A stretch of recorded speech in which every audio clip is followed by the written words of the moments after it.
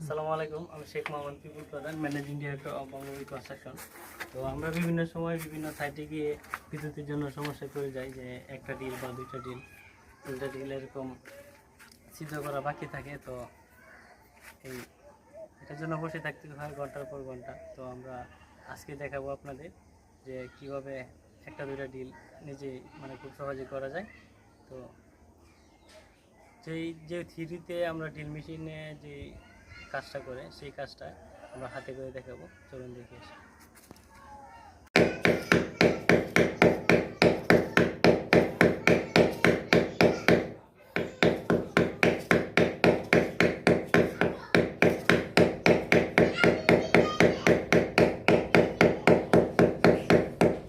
তো drill machine কীভাবে কাজ করে, এটা ওয়ালে ব্যবহার করি, সেই মেশিনটা নাম হচ্ছে হ্যামার ড্রিল।